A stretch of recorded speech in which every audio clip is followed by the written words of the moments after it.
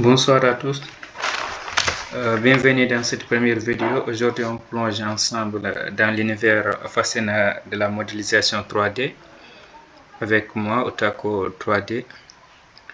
Donc on va commencer notre premier exercice qui est le crankshaft.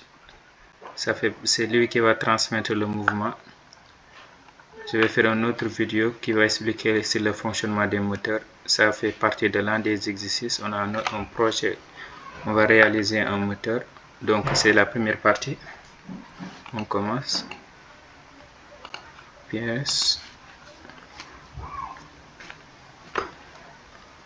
Voilà, donc plan de face. On va tracer.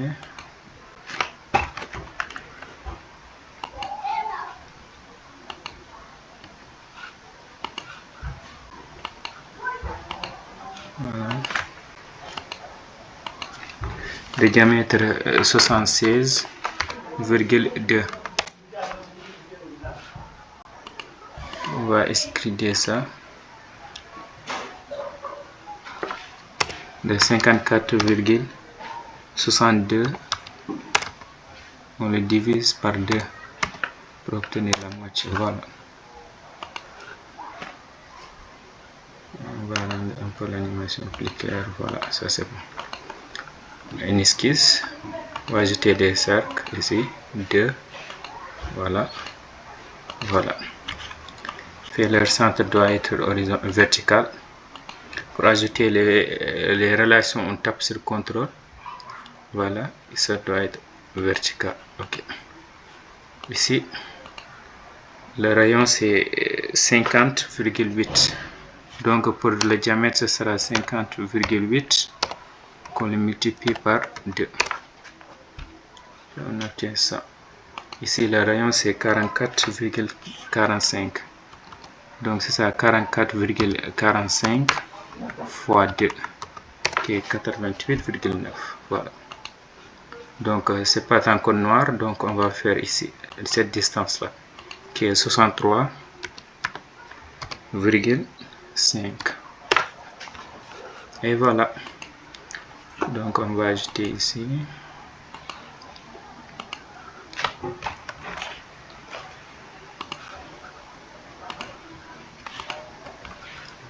On va faire des relations tangente. Même chose pour ici, tangente. Ok. La même chose, tangente. Et la même chose ici aussi, tangente. Et voilà.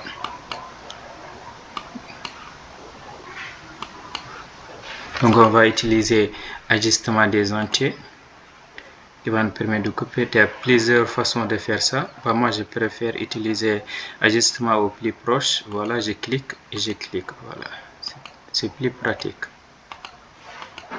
Et on obtient. Voilà, on obtient cette forme là. Donc on va extruder de 19, je pense. De 19. Ok, c'est bon. Ok. Il y a un autre cercle ici. On va tracer. Ok. On va ajouter une relation avec cet arc là. Ok. Le diamètre 63,5. Et voilà. Donc on extrude. On va extruder de 53,34. On le divise par 2. Il faut toujours obtenir la moitié parce qu'après on va faire des symétriques. Et voilà. Donc on va prendre le vide de droite.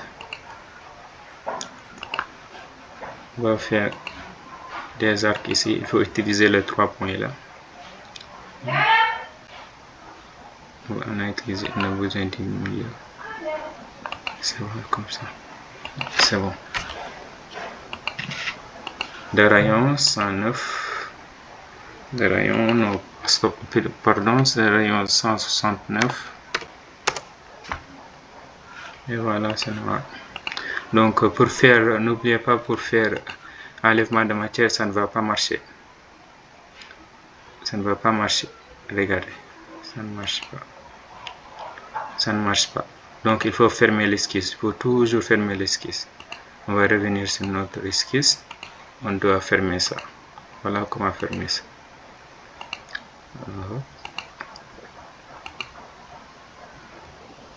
Voilà. C'est bon. Donc on a besoin que ce soit noir, c'est pas grave. On va faire seulement une cotation ici. Et c'est bon. N'importe quelle valeur fera l'affaire. On va faire un autre ici aussi en haut. On va faire la même chose. 3 points. On va prendre du haut, on descend en bas. Voilà, c'est bon comme ça. Voilà, comme ça, c'est bon. C'est bon. Ici, je pense que c'est 5 mm. Voilà. Le rayon, c'est le même rayon, 169. 169. Et c'est la même chose. Donc, on va faire la même chose. On va fermer l'esquisse. N'oubliez pas. Voilà. Bon. On va faire ça, ce soit horizontal. Et c'est noir. Donc regardez, on va faire enlèvement de matière. Et voilà, ça vient. C'est bon. On va prendre le plan de milieu, on va augmenter. C'est bon. On fait enlèvement de matière. Et on obtient notre forme volée. On a des congés, on va appliquer des congés ici. Ici.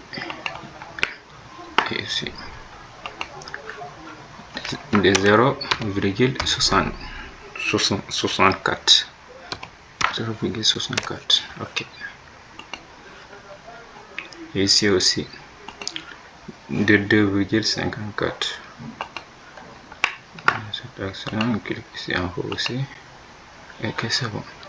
Ici de 2,54.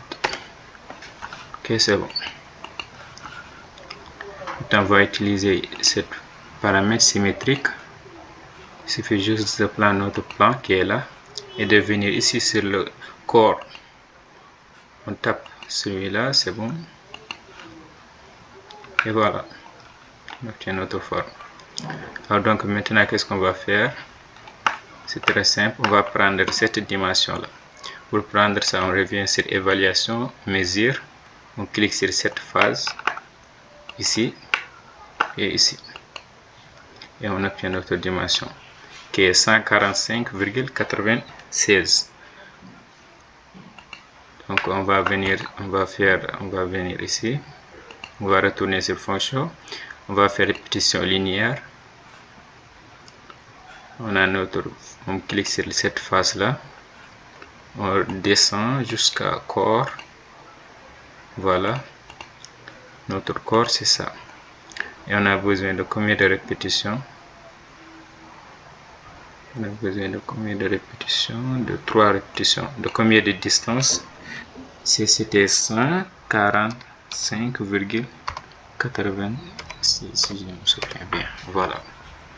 C'est bon. Et hop.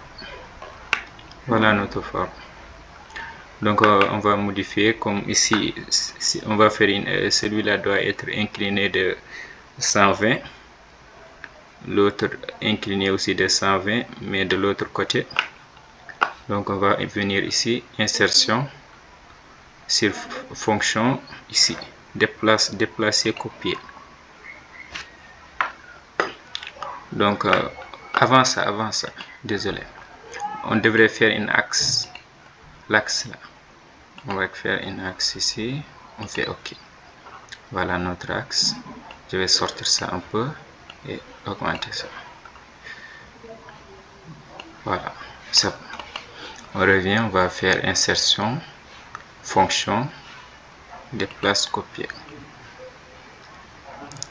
Donc on va prendre ça. On va venir sur faire pivoter parce qu'on va le pivoter ici de 120.